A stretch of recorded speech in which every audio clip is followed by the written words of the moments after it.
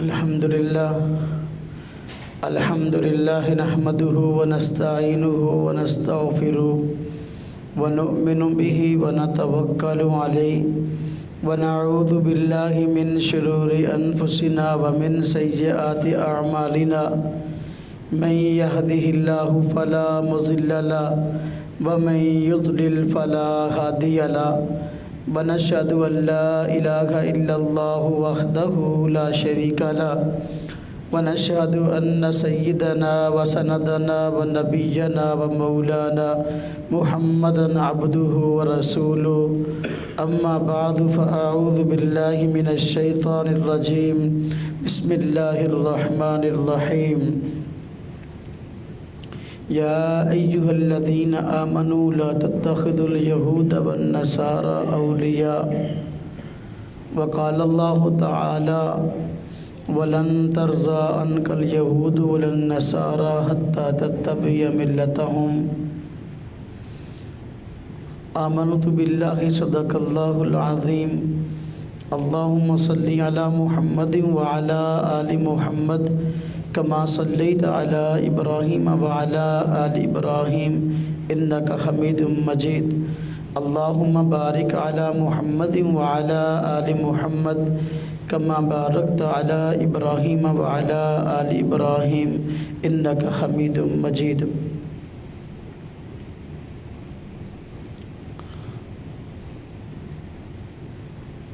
यहूद व नसारा की साजिशें शुरू दिन से ही चली आ रही हैं। जब से इस्लाम आया हुज़ूर नबी पाक सल्लल्लाहु अलैहि वसल्लम ने ऐलान नबूवत फरमाया।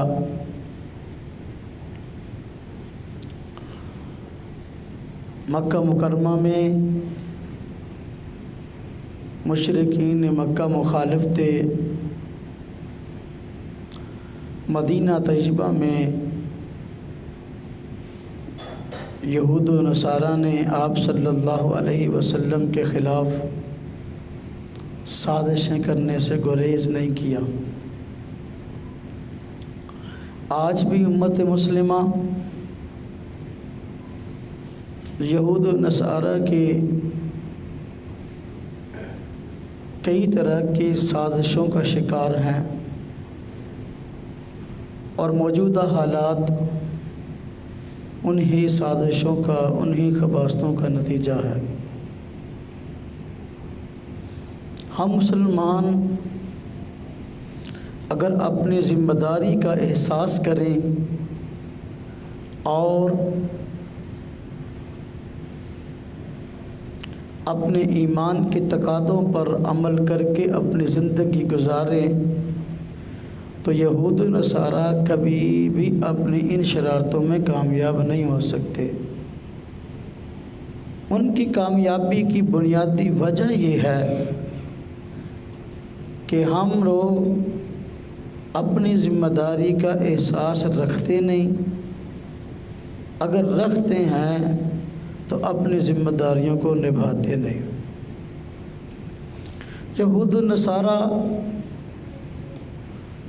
कई तरीक़ों से हमारे ख़िलाफ़ साजिशें करते नज़र आते हैं और एक बहुत बड़ा जाल उन हज़रात ने हमारे गिर्द लगा रखा है। और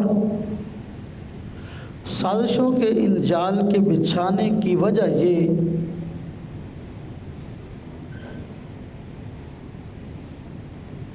कि वो हज़रात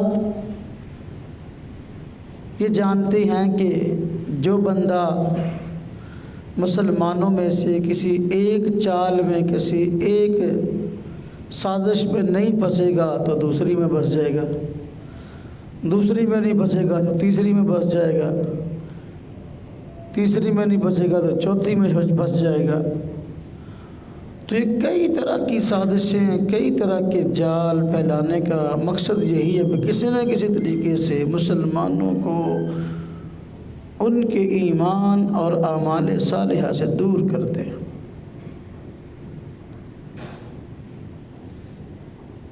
और उनको हर एतबार से अपनी गिरफ्त में ले ले, ताकि किसी भी तरह से ये लोग हमारी ख़बास्तों पर, हमारी साजिशों पर गौर करके हमारा ताक़ुब न कर सके। तो आज के इस मुख्तसर बयान में यहूद व नसारा की इन्हीं कुछ साजिशों और ख़बास्तों पर रोशनी डालूँगा, जिसकी वजह से आज हम इन हालात का शिकार हैं जो हमें नज़र आ रहे हैं। हमारे ख़िलाफ़ यहूद व नसारा की एक बड़ी साजिश ये है कि उन्होंने आलमी सतह पर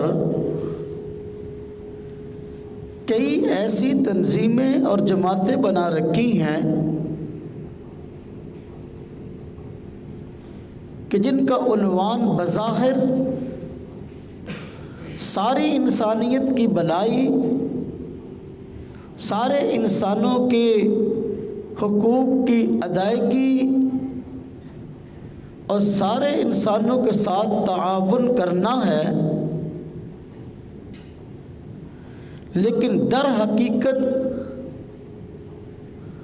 वो तंजीमें चूँकि यहूद व नसारा की बनाई हुई हैं, इसलिए बुनियादी तौर पर उनका हदफ अपने मफादात का तहफ़्फ़ुज़ है और उम्मत मुस्लिमा के ख़िलाफ़ साजिशें हैं। अब देखें, कोई भी हसास मामला सामने आता है तो वही तंजीमें जो यहूद व नसारा की बनाई हुई और उसके वो रूह रवा हैं, बराए नाम उन्होंने हमारी भर्ती उसमें कर रखी है, तो जब अपना कोई मामला सामने आता है तो वही तंजीमों के रुकन और उसके रूह रवा उन तंजीमों की आड़ में और उसके लेबल को, उन्वान को और ओहदे और मनसब को जो है वो सामने रखते हुए और इख्तियार करते हुए हमारे खिलाफ इस्तेमाल करते हैं। लेकिन जब हमारी बारी आती है, उम्मत मुस्लिमा के हुकूक की बारी आती है, तो फिर वो सारे इंसानियत वाले और हमदर्दी वाले उसूल उनको भूल जाते हैं और वही तंजीमें हमारे खिलाफ जो है वो खड़ी नज़र आती है एक सब में, बजाय हमारी हमदर्दी करने के। अक़वाम मुत्तहिदा है, IMF है और जितनी भी इन्होंने इंसानी हुकूक की बज़ाहिर आलमी तंजीमें बना रखी और उसमें मुसलमानों को भी भर्ती के तौर पर शामिल कर रखा है, लेकिन मुसलमानों पर जब जुल्म और सितम होता है, जब मुसलमानों के हुकूक पामाल होते हैं, तो ये तंजीमें खामोश तमाशाई बनी रहती हैं और उम्मत मुस्लिमा के बहस्त इंसान हुकूक की आवाज़ नहीं उठाती। थोड़ा सा यहूदियों पर, थोड़ा सा ईसाइयों पर कोई मसला हो जाए तो फ़ौरन जो है ना ये खड़ी हो जाती हैं। आज फ़लस्तीन पर जो जुल्म व सितम हो रहा है, इस जुल्म व सितम के पीछे कोई आज की दास्तान नहीं है, ये कोई अब के पैदा करदा हालात नहीं हैं।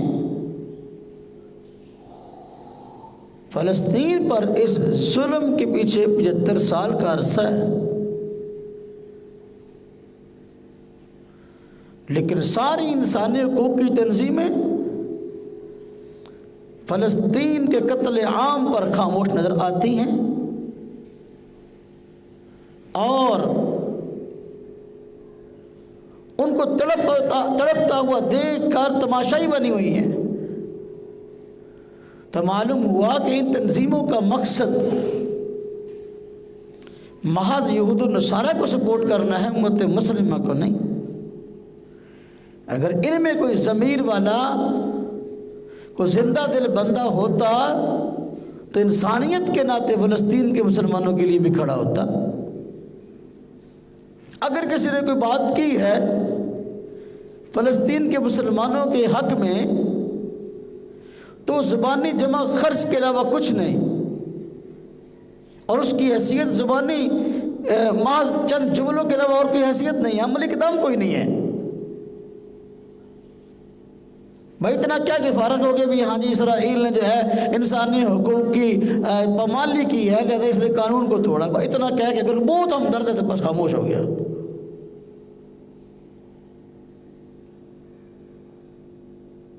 उम्मत मुस्लिमा के खिलाफ एक बहुत बड़ी साजिश है। तंजीमें तो बाज़ार बनाएंगी पूरे आलम के इंसानों की हमदर्दी का इजहार करने के लिए, लेकिन जब मुसलमानों के साथ इंसानी हमदर्दी की बारी आई तो खामोश होकर घरों में बैठ गए। ऐसे मौका पर हमें क्या करना चाहिए? मेरे भाइयों, मेरे दोस्तों, मेरे अजीज़ों, उम्मत मुस्लिमा को भी चाहिए ये बिल्कुल ऐसा अपना इत्तेहाद कायम करें, कोई ऐसी तंजीमें कायम करें जो पूरी दुनिया के अंदर मुसलमानों के हुकूक की बात करने वाली हो। मुसलमानों की तादाद को थोड़ी नहीं है। अगर 1.5 अरब के करीब मुसलमान है, किसी एक खित्ते में नहीं है, पूरी दुनिया में फैला हुआ है, तो फिर पूरी दुनिया के फैले हुए मुसलमान अपने हुकूक और अपने ईमान के तहफ़्फ़ुज़ के लिए कोई इत्तेहाद, कोई तंजीम बड़ी क्यों कायम नहीं करते?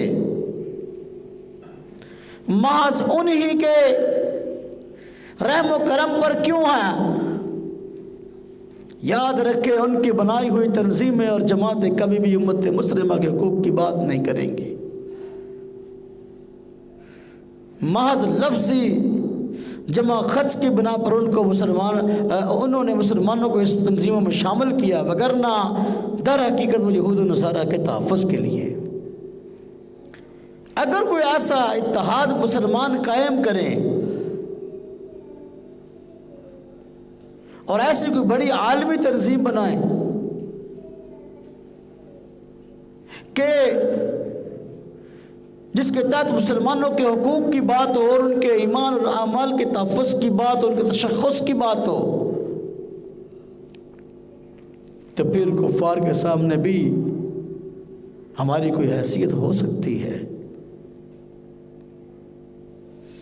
तो एक बड़ा हथकंडा है कि जमातें फ़र्ज़ी बनाकर कि ये पूरे आलम के इंसानों के हुकूक के तहफ़्फ़ुज़ के लिए ऐसी जमातें बनाकर उम्मत मुस्लिमा को आराम की नींद सुला दिया कि हम तुम्हारे तहफ़्फ़ुज़ की बात भी करेंगे, हालांकि वो हमारे तहफ़्फ़ुज़ की बात नहीं करते।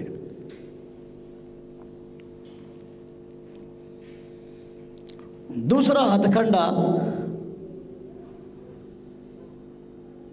और दूसरा एक और अंदाज हमें दबाने का, हमें कमज़ोर करने का ये है कि यहूद और नसारा ने उम्मत मुस्लिमा के अंदर फ़िरका वारियत का बीज बोना शुरू किया हुआ है। आए रोज़ नाम के मुसलमानों में से कोई ऐसा बंदा खड़ा कर देते हैं जो नित नए नज़रियात का मुद्दई होता है। पूरी उम्मत मुस्लिमा जिस नज़रिया पर चल रही होती है उस नज़रिया वालों को वो इस्लाम से खारिज कर देता है और उन पर मन मर्जी के फतवे दागता है और अपने पैसे, अपने बलबूते, अपने असर रसूख के बलबूते पर उसके अफकार को परवान चढ़ाने की कोशिश की जाती है। और कुछ ना कुछ लोग कई मफादात की बिना पर उनके गिर्द जमा कर दिए जाते हैं। इस तरह उम्मत मुस्लिमा में फ़िरका वारियत का बीज बोया जा रहा है। इख्तिलाफ और इंतशार का बीज बोया जा रहा है। पीछे इसके माली और कई तरह का मफाद देने वाली अगर वो जमातें तो यहूद और नसारा की हैं। मिर्ज़ा गुलाम मोहम्मद कादियानी हिंदुस्तान के अंदर उम्मत मुस्लिमा में इख्तिलाफ को पैदा करने वाला कैसा शख्स है हम सब जानते हैं, और तालीमी लिहाज से भी इसमें वो काबिलियत नहीं और इल्मी लिहाज से, दीनी लिहाज से वो काबिलियत नहीं। लेकिन इस बंदे को अंग्रेज ने पूरा तहफ़्फ़ुज़ देकर उम्मत मुस्लिमा में इंतशार पैदा करने के लिए खड़ा कर दिया। आज लाखों लोग मिर्ज़ा गुलाम मोहम्मद कादियानी के झूठे दावा नबूवत के कायल नजर आते हैं।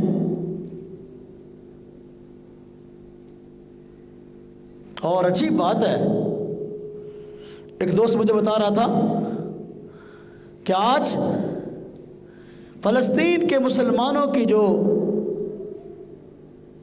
इसराइल के साथ जंग चल रही है,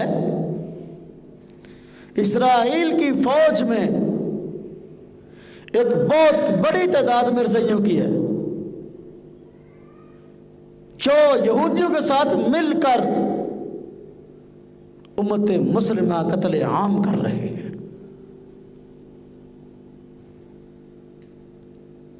अच्छी बात है, हमारे यहाँ पाक हिंद में एक तंजीम और भी है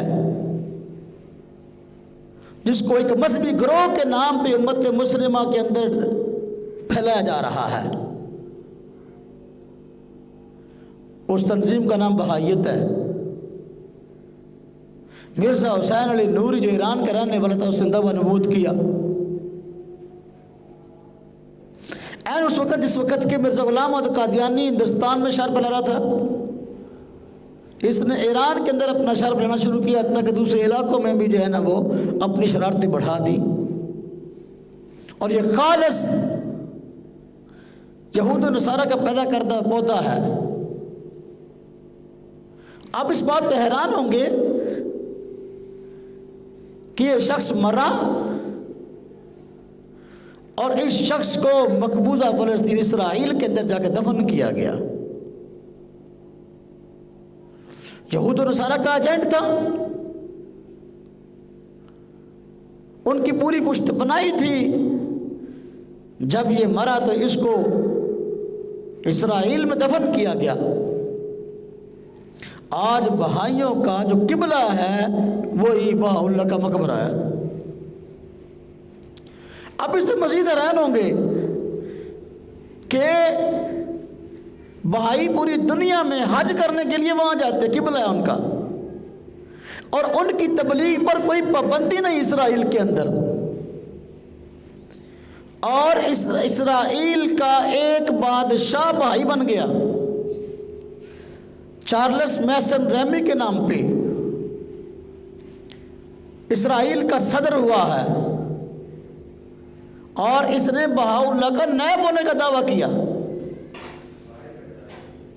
और दावा है कि मिर्ज़ा हुसैन अली नूरी बहाउल्लाह जिसने अपना खाम का ये लक़ब इख्तियार किया,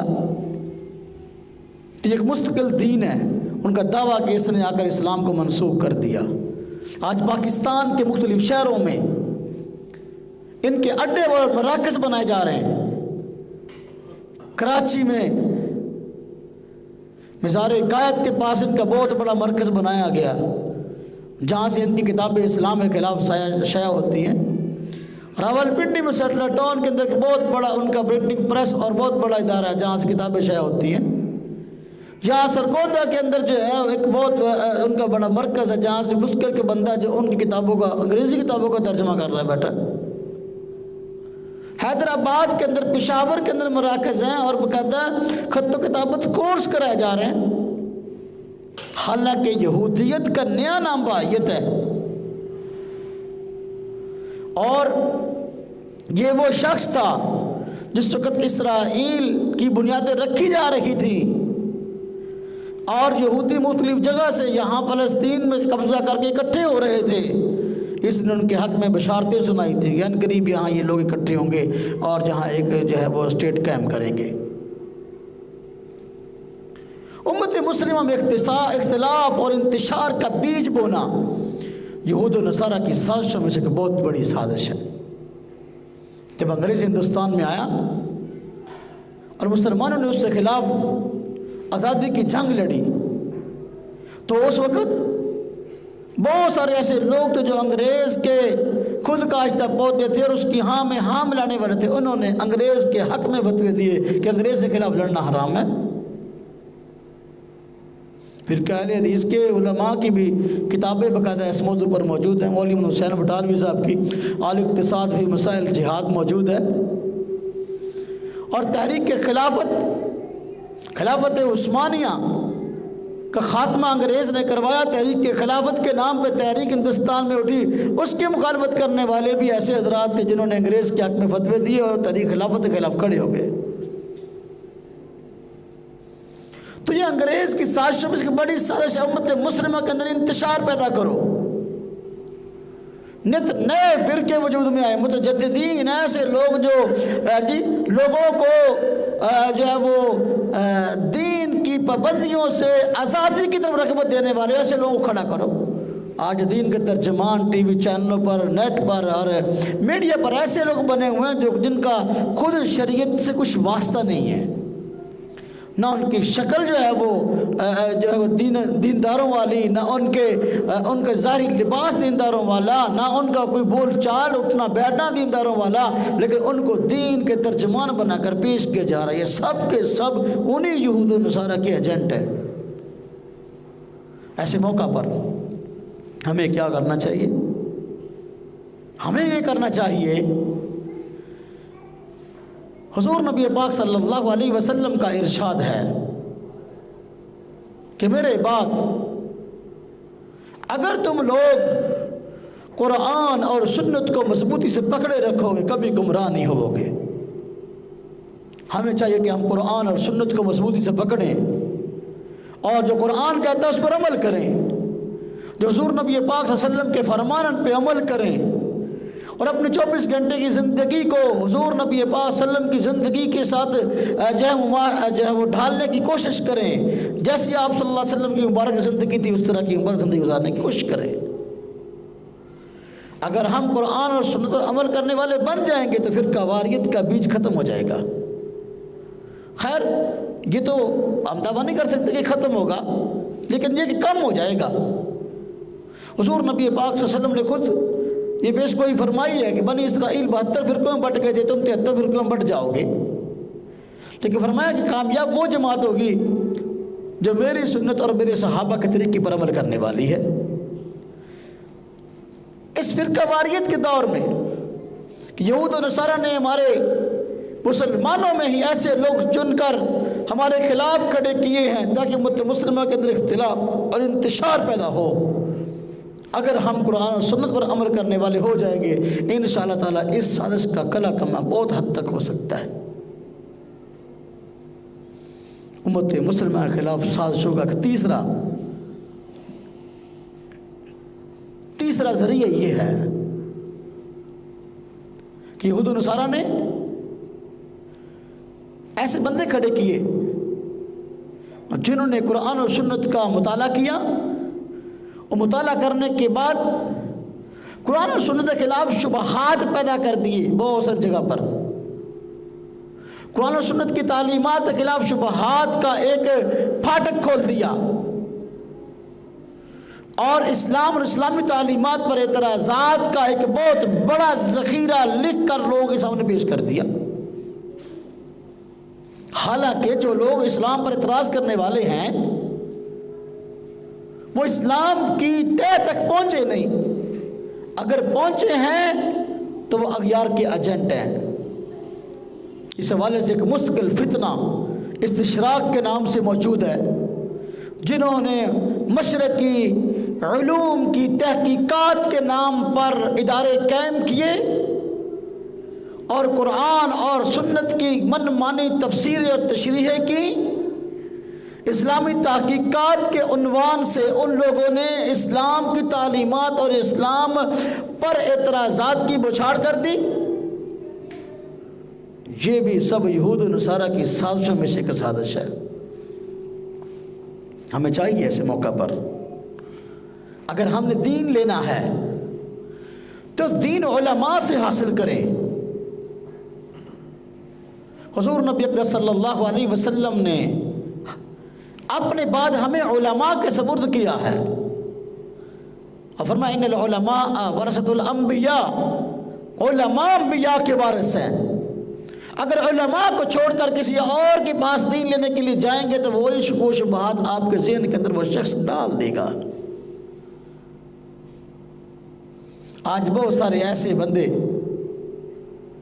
जो कैलिफोर्निया यूनिवर्सिटी से, ऑक्सफोर्ड से और ग्लासगो से पढ़कर आए हैं, यहाँ इस्लाम के तर्जमान बने बैठे हैं और नए नए अच्छे अच्छे दीनी उन्वान के साथ तंजीमें बना ली उन्होंने, और दीन की तशरीहात वो ऐसे उन्वान से पेश कर रहे हैं कि जिसका कुरान और सुन्नत से दूर कभी वास्ता नहीं है।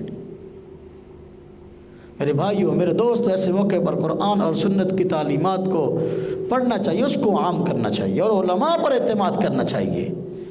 आजकल हमारे यहाँ की मीडिया का दौर है, हर बंदा कहते हैं मीडिया पे देख के कुरान सीख लूँगा, मैं कुरान की तफसीर सीख लूँगा, मैं कारी बन जाऊँगा। मीडिया पे जो है ना वो कुछ ना कुछ देख कर, मेरे भाइयों, हर बंदा मीडिया पे आने वाला ठीक नहीं है।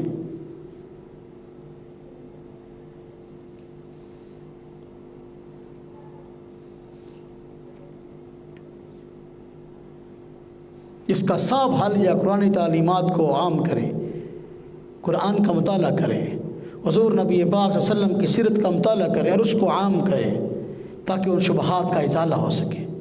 उन एतराज़ात का अल्हम्दुलिल्लाह हमारे उलमा ने जवाबात दिए हैं, उन जवाबात का मुताला करें और लोगों में उन चीज़ों को आम करें। हमारा काम भी अल्हम्दुलिल्लाह बुनियादी तौर पर यह है कि लोगों के सामने सही इस्लाम पेश करें और इस्लाम पर होने वाले एतराज़ात के जवाबात दें। और 2-3 दिन पहले मेरे पास उलमाए किराम तशरीफ़ लाए, एक ने सवाल किया कि आप लोगों का ये 24 घंटे का उठना बैठना ये है क्या, मकसद क्या है? आप अपने मकसद को किसी के सामने बयान करना हो तो कैसे बयान करते हैं? मैंने कोई लंबा चौड़ा मकसद नहीं है, 2 लफ्ज़ी बात है। हम चाहते हैं लोगों को सही इस्लाम पेश करें और इस्लाम पर होने वाले एतराज़ात के जवाब पेश करें। ये हमारा एजेंडा है, ये हमारी मेहनत है। खरा इस्लाम लोगों के सामने पेश करें, सही इस्लाम पेश करें। उस पर किसी ने कोई इतराज़ की तो उस इतराज़ का जवाब तलाश करके उनको जो है वो सही इस्लाम की तालीमात पहुँचाएँ और एतराज़ात के जवाब दें। देखें, यहूद और नसारा के हथकंड और साजिशों में से एक बड़ी साजिश ये है कि इस्लामी तहजीब और इस्लामी सकाफत, इसके खिलाफ अपनी तहजीब और सकाफत को मुतारफ करवाएं।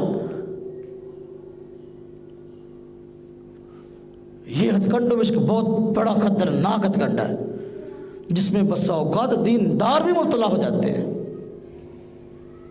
आप देखें, हमारी अपनी एक तहजीब है इस्लाम की, अपना एक तशख़्ख़ुस है, अपनी एक सकाफ़त है जो इस्लाम ने हमें दी है और कुरान करीम ने वाज़ेह अल्फाज में उसको बयान किया और हुज़ूर नबी पाक सल्लल्लाहु अलैहि वसल्लम ने अमलन उसको नाफिज़ किया, सहाबा किराम ने पूरी दुनिया में उसको फैलाया है। अब उसके खिलाफ अगर एक बंदा मुतबादल तहजीब, मुतबादल सकाफत पेश करता है तो वो इस्लाम की तहजीब को और सकाफत को मिटाना चाहता है। यहूद और नसारा ने आज हमारे अंदर इस चीज़ पर भी बहुत मेहनत शुरू की है। अभी देखिए, हमारा हमसाया मुल्क हिंदुस्तान है, एक तो यहूद और नसारा की तरफ से ऐसी फिल्में, ऐसे ड्रामे और ऐसे प्रोग्राम नेट पे अजीबोगरीब आ रहे हैं जिसके ज़रिए से उनकी सकाफत आम हो रही है।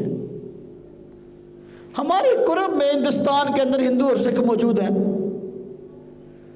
और उन्होंने ऐसे टीवी चैनल बना लिए हैं जिसके ऊपर उनके ऐसी अजीबोगरीब फिल्में आ रही हैं, ऐसे ड्रामे आ रहे हैं जिनमें जो उनकी तहजीब और सकाफत से भरी हुई है। बेहयाई का बाजार गर्म है।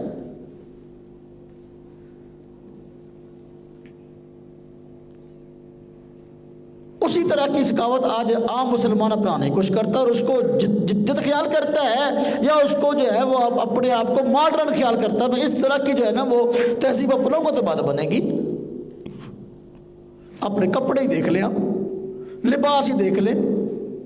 ये लिबास या तो हिंदुओं और सिखों की तरफ से आया है जो आज मारूफ है हमारे माशरे के अंदर, या यहूद और नसारा की तरफ से मुतारफ करता है। हम देखते हैं कि एक बंदा बड़ा दीनदार, 5 वक्त का नमाजी है, तहज्जुद गुजार है, लेकिन सुबह को पैंट शर्ट पहन के यहाँ टाई लगा के बड़ा है कस के बाहर निकलता है। ये टाई क्या है?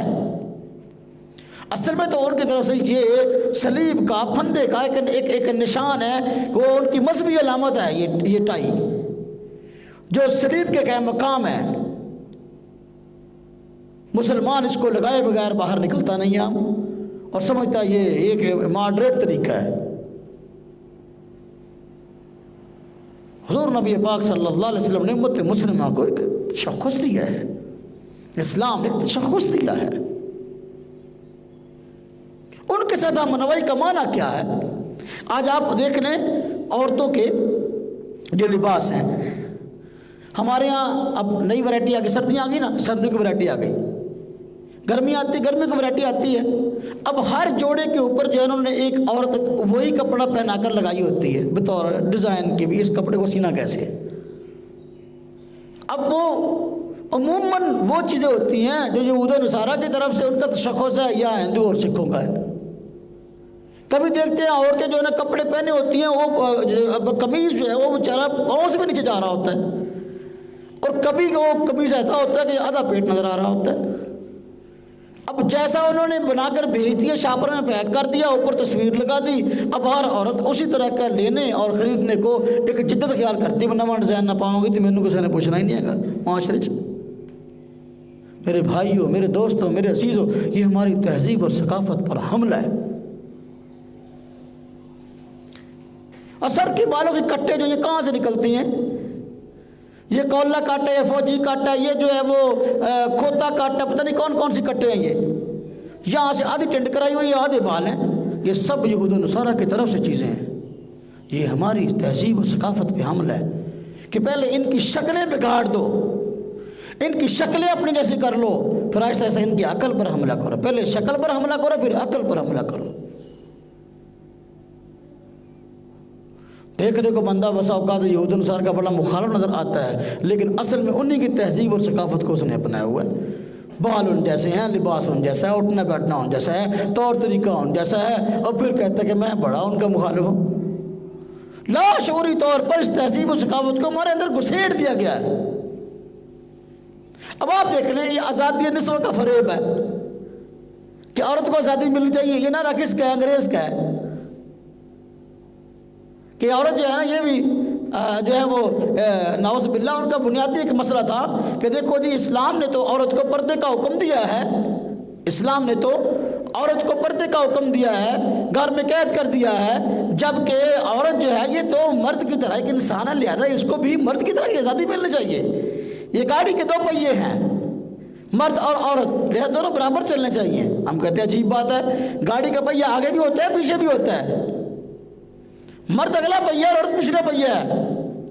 अब पिछला पहिया साइकिल का, मोटरसाइकिल का अगर उठाकर आगे लगा 2 पहिए, पीछे वाला कैसे चलेगा? हम कहते हैं भाई 2 पहिए तो हैं ये गाड़ी के, लेकिन औरत पीछे है, ये घर का ख्याल रखेगी। ये भी बाहर निकल आए, फिर बच्चे कहाँ जाएंगे? अजीब पागल बनाया आज की औरत को मगरब ने। आज़ादी का झांसा देकर और नौकरी का झांसा देकर और जिद्दत का जो आज़ादी का झांसा देकर उसे दोहरा काम करवा रहे हैं। चंद दिन पहले मैं एक जगह जाना हुआ अजीज़ों के यहाँ, तो हमारी अजीज़ा स्कूल टीचर हैं, तो हेडमास्टर स्कूल में, तो घर गए तो उन्होंने अपनी बहुत बड़ी परेशानी बयान की कि मैंने कहा क्या बात है, बीमार रहते हैं इस घर? कहने लगे कि इसलिए कि आराम का टाइम ही नहीं मिलता, सुबह उठते हैं तो 3-3:30 बजे उठते हैं और काम करना शुरू करते हैं, भागम भाग काम करके जो कुछ मैं कुछ बच्चे करके जो है ना फिर स्कूल पहुंचते हैं। हाँ जी, अब वहाँ से खपे खपाए वापस आते हैं, फिर आते हैं तो फिर नाश्ता वाश्ता करवा कर कपड़े पहना कर बच्चों को भेजते हैं, वापस आते तो फिर आके खाना पकाना पड़ता है, सारे काम घर करने पड़ते हैं। हाँ जी, फिर तो मैंने कहा भी देखो गोया कि आपको दोहरा काम करना पड़ता है। मैंने कहा जब आप पढ़ते थे स्कूल में, जब आप स्कूल में पढ़ती थी आप कहती थी नहीं ये बड़ा ज़बरदस्त तरीका है, औरत को सही माना वजह ना ये आज़ादी दी है। आज की तहजीब ने आज़ादी का मजा ले लिया, ये आज़ादी औरत को झांसा देकर दोहरा काम करवा रहे हैं, उससे मर्दों वाले भी करवा रहे हैं और औरतों वाले भी करवा रहे हैं। हालांकि औरत की जिम्मेदारी घर के निज़ाम को संभालना है और खावंद की जिम्मेदारी जो है वो घर बाहर के कामकाज और रिज़्क़ कमा के घर में लाना है ताकि बच्चे उस पैसे को इस्तेमाल करें। मैंने कहा मुझसे मालूम है कि आपसे दोहरा काम लिया जा रहा है। मैंने कहा यही एक जो है ना अपना बहुत बड़ी दलील है कि औरत को जो है ना जलील किया जा रहा है। आज इस्लाम ने तो इसको इज्जत दी थी, इसको घर दिया था, इसको पर्दा और चारदीवारी दी थी, लेकिन औरत ने समझा कि भाई मेरी इज्जत इस चीज़ के अंदर है। तो हमारी तहजीब और हमारे तशख़्ख़ुस पर हमला किया जा रहा है। यहूद और नसारा ने ऐसी तहजीब और तशख़्ख़ुस मुतारफ़ करवाया है हमारे इलाकों में कि बस औकात दीनदार बंदा भी उसका शिकार नज़र आता है। इसका हल ये है कि हम इस्लामी तालीमात को पढ़े, जो तशख़्ख़ुस हमें कुरान ने दिया है, जो तशख़्ख़ुस हमें सुन्नत ने दिया और हुज़ूर नबी पाक सल्लल्लाहु अलैहि वसल्लम ने बयान किया और ख़ुद अपनाया, हम सब की कामयाबी उसी के अंदर है। एक चौथी साजिश ये है, बल्कि पांचवी, इस्लाम के खिलाफ कि इक़्तिसादी लिहाज से मुसलमानों को कमज़ोर किया जाए, मुआशी लिहाज से मुसलमानों को कमज़ोर किया जाए।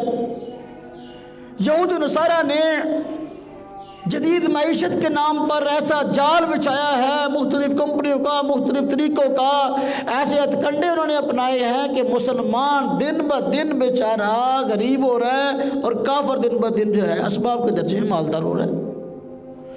सारा पैसा सिमट कर जो है कुफ्फार की जेब में जा रहा है और मुसलमान जो है वो हर एतबार से ज़लील हो रहा है। इक़्तिसादी लिहाज से कमज़ोर कर दिया और सूद का ऐसा जाल बिछा दिया पूरी दुनिया के अंदर है कि अब कोई बंदा इस सूदी निज़ाम से बाहर नहीं निकल सकता। ये सब उन यहूद और नसारा के एजेंडे हैं और सब उनके हथकंडे हैं। आज मुसलमान इसको नहीं समझता। आज देख ले हमारा मुल्क जिन परेशानियों का शिकार है, ये तमाम की तमाम परेशानियां सिर्फ इस वजह से है कि हमने सूदी कर्जे लिए हुए हैं। IMF हमसे कर्जे में देती है, लेकिन जो है मर्जी के मुतालबात बनवाती है। जो महंगाई का आज शैतान और महंगाई का जिन हमारे पर मुसल्लत है, इसकी बड़ी वजह यही सूदी कर्जे, सूदी निज़ाम है। इस जो ये निज़ाम इक़्तिसादी जो उन्होंने पेश किया यहूद और नसारा ने, इसका बुनियादी मकसद खुद मालदार होना है और हमें कमज़ोर करना है। हमारी अपनी मसनूआत कोई कम नहीं है, हमारी अपनी बनाई हुई चीज़ें मुस्लिम मालिक की कम नहीं हैं। उनकी हैसियत को दिन ब दिन कम करके अपना मसनूआत की अहमियत को लोगों के अंदर उजागर करके उन लोगों ने इतना एतमाद बिठा लिया कि एक मुसलमान भी यहूद और नसारा की बनाई हुई चीज़ों पर ज़्यादा एतमाद करता है और अपनी बनाई हुई चीज़ पर एतमाद नहीं करता।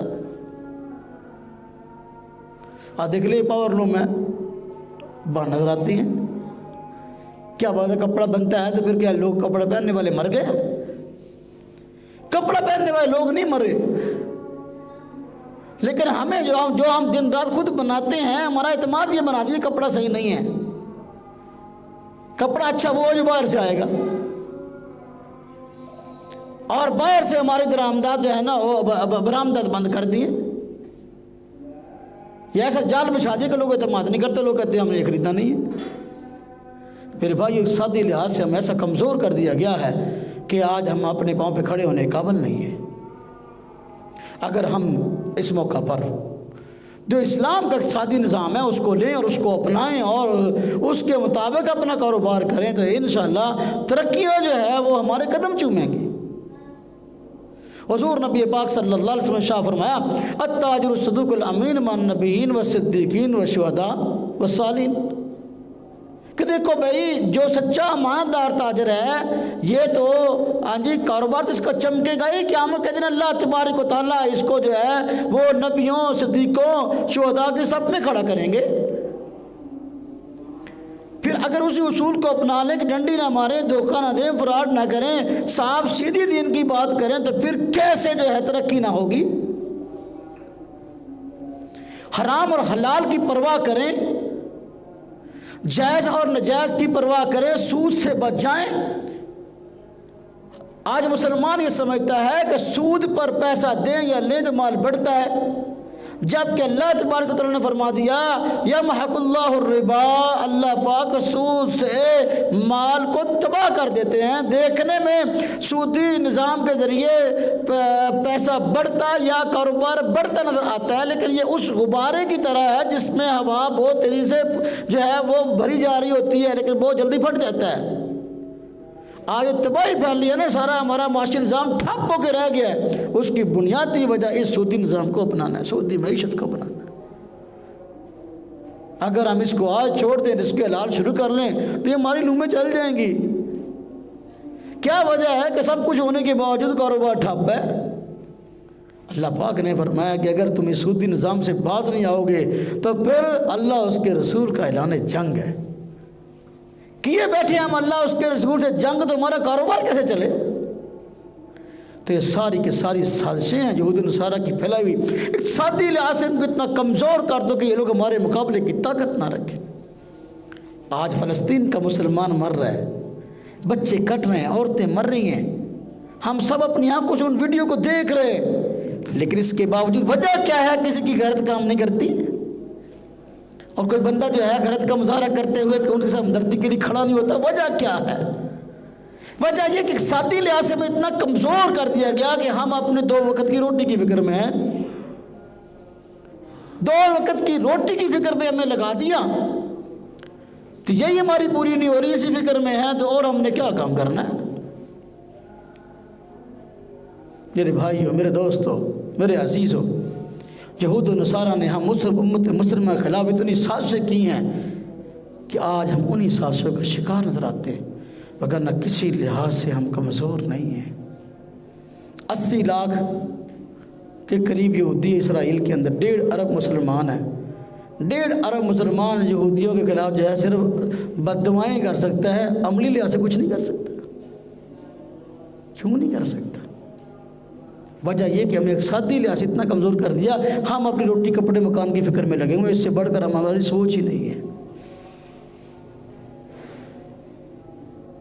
अल्लाह अकबर।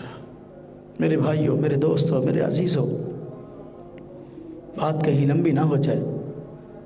सिर्फ बात करने का मकसद ये है कि ये लोग यहूद व नसारा कभी हमारे खैर खा नहीं रहे। अब ये 75 साल से मुसलमानों को पीस रहे हैं, वहाँ फ़लस्तीन कब्ज़ा किया हुआ है और मार रहे हैं। अगर मुसलमान अपने दिफा में खड़ा होता है तो वो दहशतगर्द बन जाता है। अजीब उन्वान है ये। काफिर मारे तो वो ऐन हक पे मार रहे हैं मुसलमानों को, बच्चों को कत्ल कर रहा है, औरतों को कत्ल कर रहा है, वो ऐन हक है। मुसलमान अपने दिफा के लिए खड़ा होता है तो दहशतगर्द है। इस सोच पे अफसोस है क्योंकि मुसलमान इस तरह की बात करता है। मेरे भाइयों, मेरे दोस्तों, मेरे अजीज़ों, ये काफिरों की चालें हैं। अब एक वक्त आएगा कि जंग बंदी होगी, अब उसमें एक नई साजिश सामने आएगी। क्या कि जी जंग बंद करो, बंद करो, बंद करो। देखिए हम इसराइल आप पिट रहा है या आप ये कमज़ोर हो रहा है, हाँ जी, उसकी मसनूआत का मुसलमानों ने एक दर्जे में बाइकाट शुरू किया है, बदनाम हो गए। और जंग बंद करो, जंग बंद करो। अब क्या होगा? जंग बंद करके एक बड़ी जंग की तैयारी शुरू करेंगे। कुफार की हमेशा ये साजिश रही है, अगर कभी मुसलमान के साथ सुलह करता है तो सुलह करके जो है ना, मुसलमान तो बेचारा सीधा साधा है, आराम से बैठ जाता है, चलो मेरी सुलह हो गई उससे, या वक्ती तौर पर जो है वो मुसारत हो गई है तो जंग बंद होगी, बस ठीक है, आराम से। लेकिन वो एक बड़ी जंग की तैयारी कर रहा होता है। ये मुसलमानों के खिलाफ साजिशों का जाल है। अगर मुसलमान इसको नहीं समझेगा तो फिर कौन समझेगा? अल्लाह तबारक व तआला ने कुरान करीम के अंदर मुसलमानों को वाज़ेह अल्फाज में पैगाम दिया, या अय्युहल्लज़ीना आमनू ला तत्तखिज़ुल यहूद वन नसारा औलिया, ऐ ईमान वालो यहूदियों और ईसाइयों को अपने दोस्त ना बनाओ, इनको दोस्त ना बनाओ, कभी मुसलमानों के खैर खा नहीं हो सकते। अल्लाह पाक फरमाया वलन तरज़ा अनकल यहूद वन नसारा हत्ता तत्तबिअ मिल्लतहुम, ये कभी भी यहूदी नसारा ईसाई आपसे राज़ी नहीं होंगे जब तक कि आप अपने दीन को छोड़कर इनके साथ शामिल ना हो जाए, उस वक्त तक ये आपसे राज़ी नहीं होंगे। ये चाहते हैं जिस तरह हम बेदीन हैं, हमारे अंदर दीन नाम की कोई चीज़ नहीं है, ये भी इसी तरह की हो जाए, फिर जिस तरह चाहे इनको इस्तेमाल करें। अल्लाह तबारक व तआला ने हमें सोच, हमें अक़ल, हमें समझ अता की है और हमें ज़िंदगी गुजारने का एक मंशूर अता किया है। अगर हम उस मंशूर को अपना लें, इस्लाम की तालीमात का मुताला करें और हर एतबार से इस्लाम को सामने रखें और उसके तकाज़ों पर अमल करें, कभी यहूद व नसारा हमारे ऊपर मुसल्लत नहीं हो सकते। अल्लाह तबारक व तआला हमें सही मानों में इस्लाम की तालीमात पर अमल करने की तौफ़ीक़ अता फरमाए।